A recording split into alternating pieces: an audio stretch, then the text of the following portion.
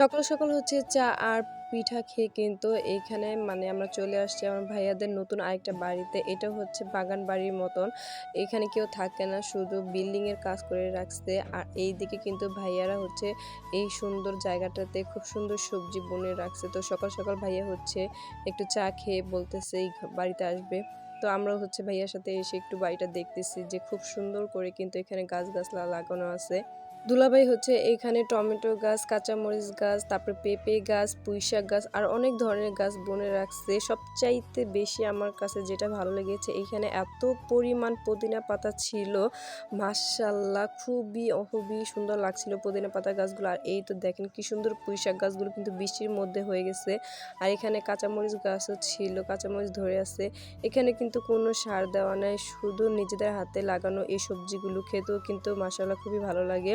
এদিকে হচ্ছে দুলাভাই পেঁপে গাছগুলো এক জায়গা থেকে সরিয়ে আরেক জায়গায় লাগাচ্ছে, কারণ এক জায়গাতে কিন্তু গ্যাদারিং হয়ে যায়, তাই এক হাত করে একটু ফাঁকা ফাঁকা করে পেঁপে গাছগুলো লাগাচ্ছিল। আর এই তো দেখেন মাশাআল্লাহ কি সুন্দর কাঁঠাল ধরে আছে কাঁঠাল গাছে। এইদিকে কিন্তু কাঁঠাল দেখতে দেখতে দেখে আরেকটা গাছে খুব সুন্দর সাজনাও ধরেছিল। এখানে হচ্ছে এই বাড়িটার মধ্যে সাজনা গাছ, কাঁঠাল গাছ আর অনেক ধরনের ফল গাছ আছে। তো এখানে আমি সাজনাটা দেখে তো খুবই ভালো লাগছিল। এখানে প্রচুর পরিমাণ সাজনা ধরে, আর সাজনা দেখার পাশাপাশি দেখি ও মা আবারও আরেকটা গাছে আতা ফল, এটা হতে হবে আতা ফল বা হচ্ছে নোনা ফল, যাই হোক না কেন মাশাআল্লাহ গাছগুলোতে এত সুন্দর করে ফল ধরে আছে কি বলবো, দেখতে তো ভীষণ ভালো লাগছিল। আর আতা ফলটা পেকে কিন্তু খাওয়ার সময় আর বেশি নিজেদের গাছের ফল, পাকা ফল খেতে তো ভালোই লাগে।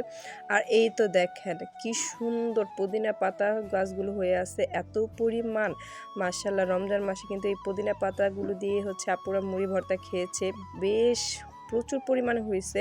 আর এই বাড়ির পাশে কিন্তু একটা খাল বয়ে গেছে, খালে কিন্তু প্রচুর পরিমাণ পানি ছিল, কিন্তু আমরা অনেক উঁচুতে, এর জন্য মনে হচ্ছিল পানি কম, কিন্তু খালে প্রচুর পরিমাণ পানি রয়েছে।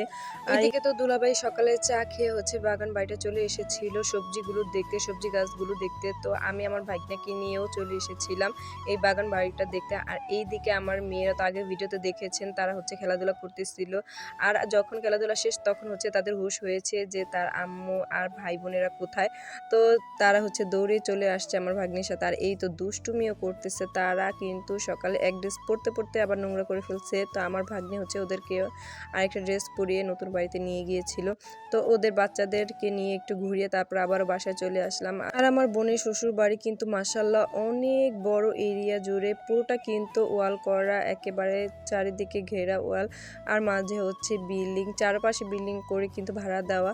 আর বাড়ির মধ্যে যে এত পরিমাণ হচ্ছে ফল গাছ, ফল গাছ ভর্তি, এখানে ফুল গাছ খুব কম, ফল গাছ প্রত্যেকটা কোনায় কোনায় হচ্ছে ফল গাছ ভরা, আম, কাঁঠাল, জাম, আতা ফল ইত্যাদি লিচু গাছ সবকিছুই রয়েছে বাড়ির মধ্যে। তো বাসায় আসার পর দেখি আপু হচ্ছে খিচুড়ি রান্না করছে সকালের জন্য। সকালে হচ্ছে চা নাস্তা খাওয়ার পর আবার খিচুড়ি রান্না করেছিল।